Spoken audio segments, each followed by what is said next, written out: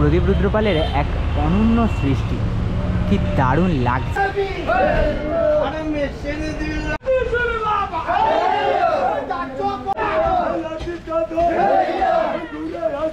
এই মুহূর্তে আমরা চলে এসেছি ভাস্কর প্রদীপ রুদ্রপালের স্টুডিওর সামনে।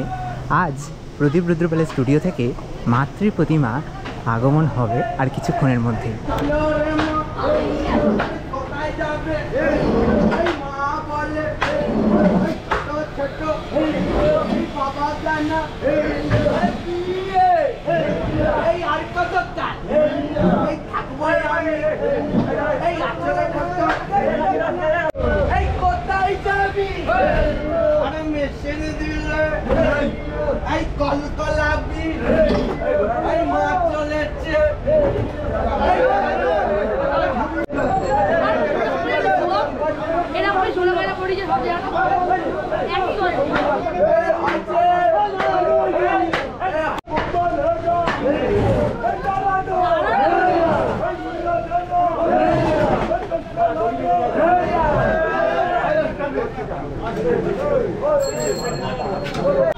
দেখতে দেখতে আজ মায়ের আগমনের পালা।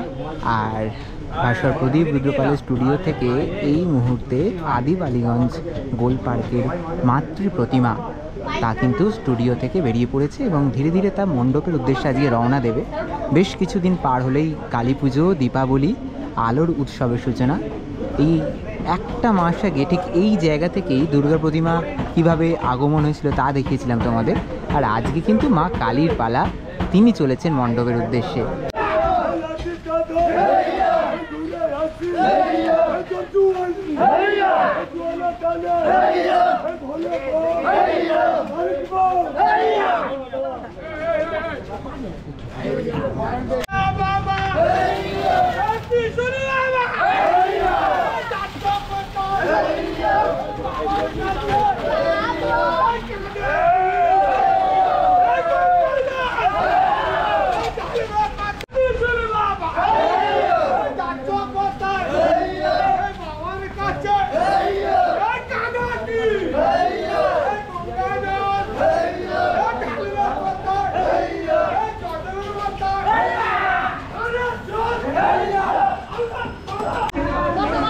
মায়ের অপূর্ব প্রতিমা এখন এই মুহূর্তে ধীরে ধীরে তার ভক্তদের টানে এগিয়ে চলেছে এবং তাদের এই যে মুখে গান, যেটা তাদের শক্তি যোগায় মাকে টেনে নিয়ে যাওয়ার, সত্যি অপূর্ব এবং বিশাল প্রতিমা।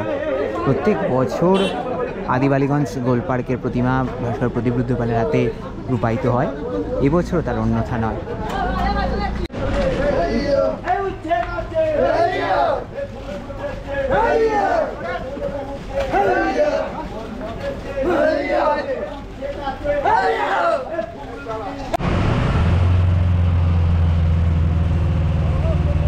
ভাস্কর প্রদীপ রুদ্রপালের এক অনন্য সৃষ্টি, কি দারুণ লাগছে দেখো শুধু। মায়ের প্রতিমা একেবারে সামনে থেকে তোমাদের দেখাচ্ছি। মায়ের প্রতিমা, এই প্রতিমা যাচ্ছে আদি বালিগঞ্জ গোল পার্ক, একেবারে গড়িয়াহাটের কাছাকাছি। এই প্রতিমা তোমরা দেখে আসতে পারো।